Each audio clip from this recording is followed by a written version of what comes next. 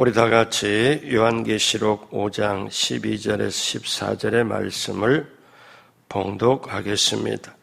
큰 음성으로 이르되 죽임을 당하신 어린 양은 능력과 부와 지혜와 힘과 존귀와 영광과 찬송을 받으시기에 합당하도다 하더라. 내가 또 들으니 하늘 위에와 땅 위에와 땅 아래와 바다 위에와 또 그 가운데 모든 피조물이 이르되 보좌에 앉으신 이와 어린 양에게 찬송과 존귀와 영광과 권능을 세세토록 돌릴지어다 하니 내 생물이 이르되 아멘 하고 장로들은 엎드려 경배하더라. 아멘. 새벽에 오신 여러분 정말 잘 오셨어요. 새벽에 하루를 시작 전에 마음과 뜻과 정성을 드린다는 것 정말 귀한 일인 줄로 믿습니다. 우리를 깨워주시고 생명 주시고 건강 주시고 믿음 주시고 교통수단을 주셔서 오늘 이렇게 오게 하신 것, 저나 여러분과 모든 것 주님의 은혜인 줄로 믿습니다. 우리 하나님께서 여러분을 향하여 예비한 귀한 축복을 넘치게 받으시고 누리시고 나누게 되시길 주님의 이름으로 축복합니다. 같이 한번 따라하세요. 예수님을 깊이 알자. 아멘. 꼭 그렇게 되길 주님의 이름으로 축복합니다. 오늘 예수님 시리즈 27번째 마무리하면서 오늘 말씀 제목은 책을 펴서 인을 떼신 어린 양입니다. 예수님은 사랑하는 제자 요한에게 천국을 보여주셨지요. 사도 요한에게 이리로 올라오라 말씀하신 후에 천국을 보여주셨습니다. 어제 말씀드린 대로 예수님이 보여주신 그 천국의 중심에는 하나님의 보좌가 있었습니다. 하나님의 보좌가 있고 그 앞에 어린 양이 서 계시고 또 그 앞에 7 영혼인 성령께서 계시고 그 다음에 둘레에 네 생물이 하나님께 찬양하고 그 다음 둘레에 24 장로들이 하나님께 찬양을 하고 그 다음 둘레에 보니까 천사들이 하나님께 찬양을 하고 그 다음 둘레에 보니까는 구속받은 성도들 그리고 만물들이 하나님께 찬양하는 것, 이걸 마음속에 한번 그려보고 마음속에 한번 보면 정말 굉장히 장엄한 광경입니다. 자, 그렇게 이제 사도 요한에게 하나님께서 이렇게 그 천국의 보좌를 보여주시고, 그러면 우리가 계시록 4장에서는 하나님의 보좌가 중심이었다면 계시록 5장은 예수님, 즉 어린 양이 중심입니다. 계시록 5장 6절에 보니까 내가 또 보니 보좌와 네 생물과 장로들 사이에 한 어린 양이 서 있는데 일찍이 죽임을 당한 것 같더라. 그래서 계시록 4장은 성부 하나님이 중심이라면 계시록 5장은 어린 양이 중심입니다. 여기서 어린 양은 예수님을 말씀하지요. 여러분, 요한계시록은 사람에 따라 때로는 굉장히 어려울 수도 있지만 아주 쉬울 수도 있습니다. 장차 될 일에 대하여 하나님이 우리에게 이루어질 일을 보여주신 거다. 사랑하는 사람에게 나중에 될 일을 편지로 보여주셨다. 이렇게 생각하면 굉장히 참 쉬운데 이것이 참 앞으로 되어질 일이기 때문에 아주 어렵게도 보이고 힘들게도 보이고, 그래서 사실 계시록은 쉽지는 않지만 앞으로 되어질 일이라서 이단들이 이걸 가지고 너무나 많이 이용을 합니다. 그래서 우리가 오늘 이렇게 어제 그제 이렇게 보면서 계시록을 볼 때 예수님의 관점에서 예수님을 뭐라고 하셨나, 예수님을 보시면서 그 관점에서 말씀을 지금 나누고 있습니다. 어린 양은 예수님을 가리키죠. 예수님의 모습은 죽임을 당한 어린 양의 모습입니다. 한 어린 양이 서 있는데 일찍이 죽임을 당한 것 같더라. 그런데 여기서 한 가지 짚고 넘어갈 게 있습니다. 우리가 세상에 살다가 자기가 마지막에 자기 몸을 기증한다든지 장기를 기증한다든지 아니면 어떤 불구라든지 장애인으로 존재할 때 세상 떠나고 나면 우리는 어떤 모습일까? 천국에서 장애인의 모습으로 있을까? 그렇지 않습니다. 온전한 모습으로 천국에서 깨끗한 모습, 온전한 모습으로 나타나요. 그러면 예수님은 이렇게 계시록에 보면은 어떻게 나와요? 일찍이 죽임을 당한 것 같더라. 그러면 예수님의 모습은 우리로 하여금 영원토록 주님의 죽으심을 기억하기 위해서 예수님은 상처 자국을 그대로 보여주세요. 예수님만이 특별하게, 예수님 말씀하셨잖아요. 내가 십자가의 죽음을 내가 다시 올 때까지 기념하라. 예수님 재림할 때까지 성찬을 하면서 기억을 해야 돼요. 그러니까 예수님이 십자가의 죽으심을 몸짓고 피 흘리심을, 그런데 천국의 모습에 이렇게 계시록까지 예수님은 죽임을 당한 것 같더라. 그러면 그 볼 때 그 순간은 아름답지는 않죠. 그러면 왜 예수님만이 특별하게 하냐? 우리에게 예수님의 죽으심을 기억하도록 하기 위하여 이렇게 했다. 우리는 내가 몸이 어떻게 아파서 아니면 장애를 가지고 천국을 갔을 때 장애자의 모습으로 하냐? 그건 절대로 아니고 온전한 모습으로 천국에서 우리에게 보여진다.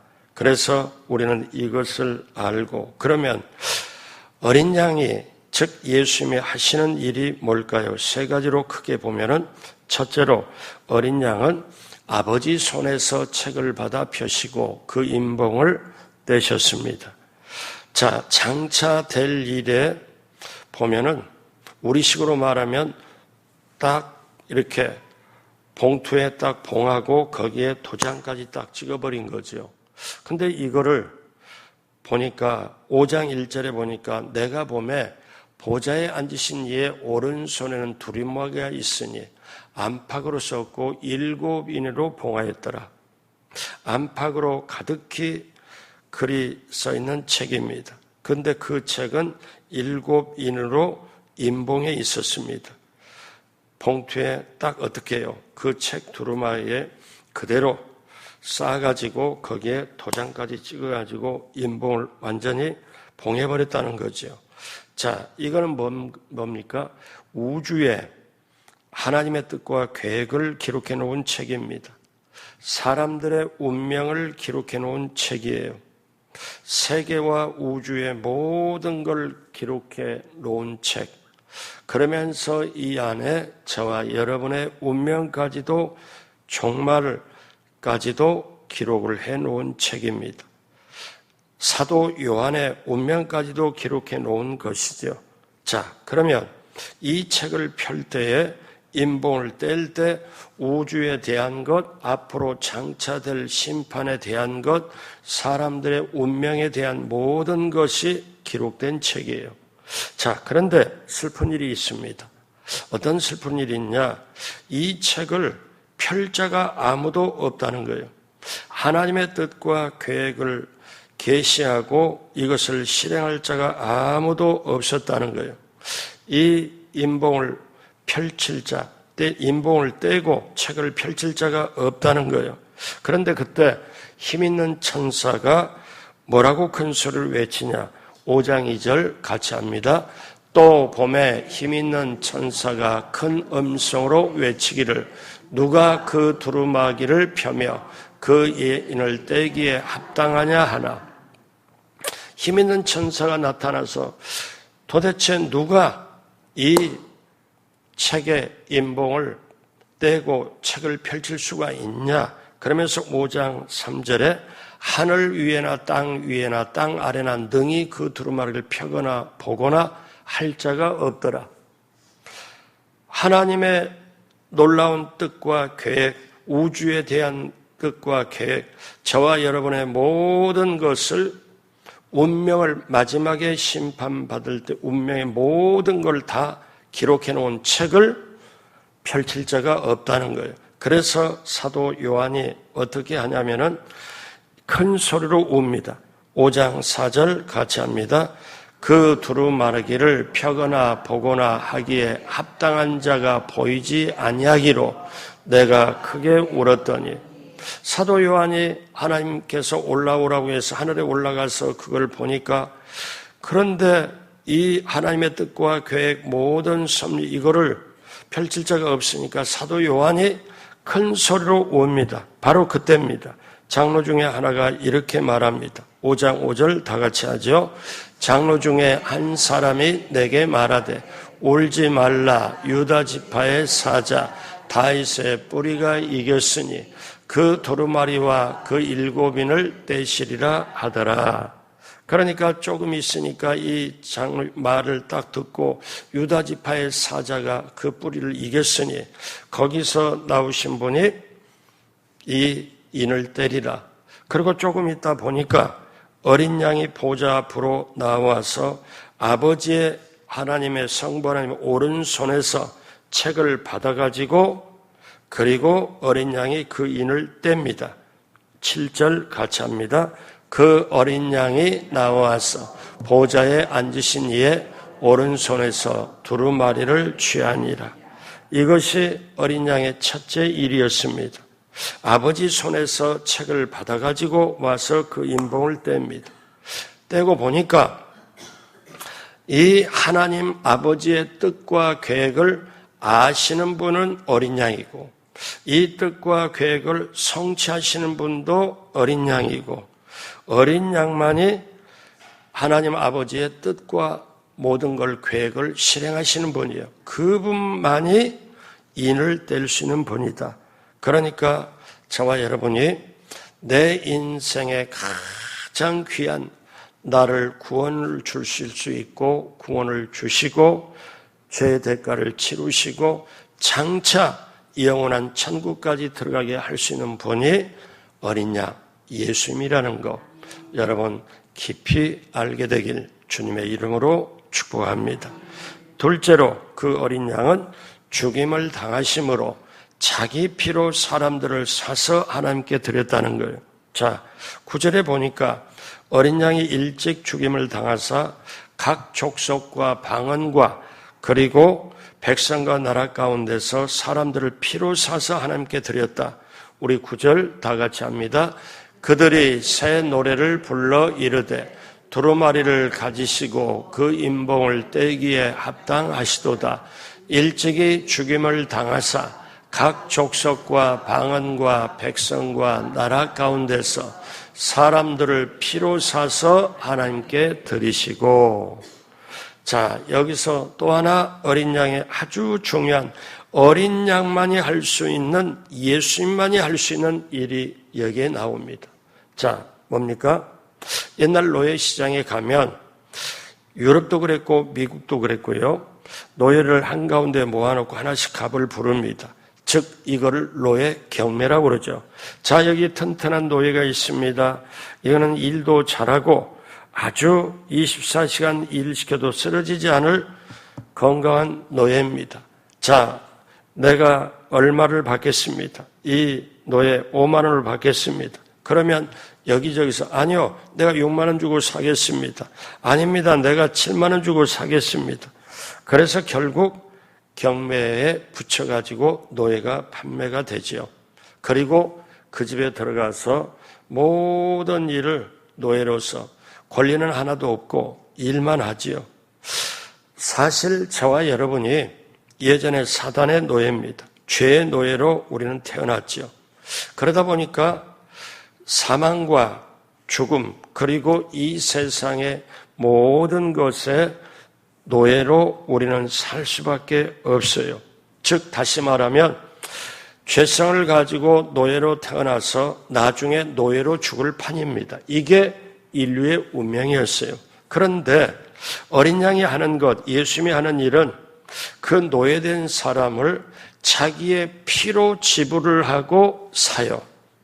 피값을 지불하고 사요. 그리고 그 산 영혼을, 그 사람을 하나님께 드려요. 잘 보십시오. 일찍이 죽임을 당하사 예수님께서 각 족속 방언과 백성과 나라 가운데서 온 지구촌의 인류 가운데서 사람들을 피로 사서 하나님께 드리시고, 왜 피로 사냐? 여러분 아시는 대로 우리의 죄값은 돈으로도 해결이 안 돼요. 우리의 죄값은 어떻게 사람들의 피로도 해결이 안 돼요. 왜냐? 죄인들의, 죄 있는 노예들의 피값으로 어떻게 사람을 건질 수가 없어요. 여기는 사람들을 죄사함을 주려면 유일하게 죄 없는 피를 흘려야 돼요. 그래서 죄 있는 피를 덮고 닦아줄 수 있고 용서하고 사해줄 수 있는 거예요. 그래서 어린 양 예수님이 저와 여러분을 그 피로 사가지고, 죄 가운데 있는 노예를 그 값을, 피값을 지불하고 사가지고 하나님께 드리다. 그래서 오늘 우리가 이 자리에 있는 줄로 믿습니다. 그리고 장차 성경에 보면 요한계시록이 마지막에 완성이잖아요. 그러면 요한계시록에 거기에 정말 여러 가지 무시무시한 일의 마지막에 심판도 다 있지만 어린 양이 하시는 그 일이 하나님 보좌에, 하나님 손에, 오른손에서 책을 받아가지고 그 책에 두루마리에서 인을 떼고 펼쳐보니까 이제부터 그 책에 하나님의 뜻과 계획이 그대로 실행되는 거예요. 실행되는데 어린 양이 가장 중요시하게 하는 게 그 직접 자기의 피로 사람을 사가지고 죄값을 치르고, 이제는 죄값을 치르니까 노예가 아니에요. 하나님의 자녀예요. 그래서 하나님께 드리고, 여러분 이 은혜 얼마나 큰 은혜입니까? 이 은혜가 있기에 저와 여러분을 어떻게 해요? 집사님으로, 장로님으로, 안수집사님으로, 권사님으로 하나님이, 우리 어린 양이 피값을 지불하고 우리를 하나님께 드렸습니다. 그래서 우리는 그 일을 감당하고 우리는 왕같은 제사장으로 이렇게 살아가고 하나님께 영광을 돌리고, 결국 어린 양은 우리를 구원시키고 죄를 속량시키는 일을 하시는 거죠. 셋째로 어린 양은 우주 만물로부터 영광과 찬송을 받습니다. 자, 오늘 첫 번째, 어린 양은 하나님의 오른손에 있던 그 두루마기를 받아가지고 인을 떼고 했다는 것은 하나님의 뜻과 계획을 알고 하나님의 뜻과 계획을 직접 실행시키는 예수님이기에, 그런데 그 예수님은 피를 흘려서 죄인을 직접 사가지고, 노예를 사가지고 죄 없다, 이제는 정말 노예가 아니다, 하나님의 자녀로 삼아서 하나님께 드리고, 자, 그러면 그 다음에 이 어린 양은 어떤 대접을 받을까요? 어떤 대우를 받겠습니까? 5장에 찬송이 3번 나옵니다. 여기에 5장 12절 같이 보죠. 큰 음성으로 이르되 죽임을 당하신 어린 양은 능력과 부와 지혜와 힘과 존귀와 영광과 찬송을 받으시기에 합당하도다. 그러니까 그렇게 하신 어린 양 예수님은 모든 게 다 나오잖아요. 능력과 부와 지혜와 힘과 존귀와 영광과 찬송을 받으시기에 합당하도다. 하나님이 절대 창조주이신 그분이 피조물을 위해서 피값을 지불했다. 자기의 모든 걸 지불했다. 엄청난 일이죠. 이거를 우리가 깨닫고 믿어지면 그 믿어진 은혜에 감사해서 우리가 하나님 앞에 신앙으로 드리는 게 우리의 믿음이요 신앙의 자세인 줄로 믿습니다. 그래서 이 어린 양은 도저히 어떻게 해볼 수 없는 이거를 다 영광과 찬송과 존귀를 받습니다. 여러분 빌립보서에 보면 여러분 잘 아는 말씀, 너희 안에 이 마음을 품으라 곧 그리스도 예수의 마음이니 그는 근본 하나님과 본체시나 하나님과 동등됨을 취할 것으로 여기지 아니하시고 자기를 비워 종의 형체를 가지고 이제 사람의 모양으로 낮아졌고 그리고 십자가에 죽으셨습니다. 이러므로 가장 높은 분이 가장 인간도시라는 십자가 형까지 낮아졌으므로 하나님이 그를 높이사 하늘을 위에 있고 하늘 아래에 있고 땅 위에 있고 땅 아래에 있는 모든 피조물로 하여금 그 앞에 무릎을 꿇고 그분을 주라 높이시는 것. 여러분 이게 빌립보서에 나오잖아요. 이게 계시록에도 지금 뭐라고 나옵니까? 자기 핏값으로 산 이게 오늘 이 새벽에 계시록을 보면서 저도 여러분도 우리 주님이 핏값을 지불해가지고 하나님께 드림받은 나구나. 그러면 나는 이제 성령님의 인도 따라 어떻게 살아가야 되나? 여러분 이런 거룩한 고민이 있길 주님의 이름으로 축복합니다. 13절 다 같이 하죠. 내가 또 들으니 하늘 위에와 땅 위에와 땅 아래와 바다 위에와 또 그 가운데 모든 피조물이 이르되 보좌에 앉으신 이와 어린 양에게 찬송과 존귀와 영광과 권능을 세세토록 돌릴지어다 하니 어린 양께 찬송과 존광과 영귀와 권능을 이게 한두 번이 아니고 세세토록 영원토록 돌릴지어다. 여러분 어린 양은 이토록 우주 만물과 영광과 찬송을 받으시는 왕 중의 왕입니다. 그래서 우리는 예수님을 만왕의 왕 구세주, 왕 중의 왕이라고 표현을 합니다. 우리는 세상에 살면서 대통령이나 과거 시대 왕을 생각하며 살지요. 그래서 우리는 오늘 이렇게 세 가지로 어린 양이 하나님 뜻과 계획을 알고 그것을 직접 실행하시고 그리고 핏값을 지불하고 우리들을 사가지고 죄를 다 사해주고 하나님께 드리고 그래서 그 어린 양은 영원토록 영광과 존귀와 찬송과 권능을 이 세세토록 영원토록 받게 되는 그 어린 양을 내가 안다, 그 어린 양을 믿는다, 이것이 얼마나 귀한지를 몰라요. 자, 예수님에 대하여 제가 오늘까지 27번째 말씀을 전했습니다. 이 시리즈를 마감하면서 저나 여러분에게 다시 한번 강조하고자 하는 것은 우리의 신앙은 내가 예수님을 얼마나 깊이 아느냐, 그리고 아는 만큼 제대로 확실하게 믿고 나가느냐, 이것은 저와 여러분들의 좀 리얼하게 말하면 목숨보다도 더 중요합니다. 왜? 우리를 영원까지 있도록 하는 이게 있기 때문에. 그래서 우리는 인생의 근본이 사람에게서 우리가 문제도 만나고 살지만 어려움도 여러 개 있지만 문제를 부대끼고 그리고 고통을 부대끼고 붙잡고 이렇게 해답이 없어요.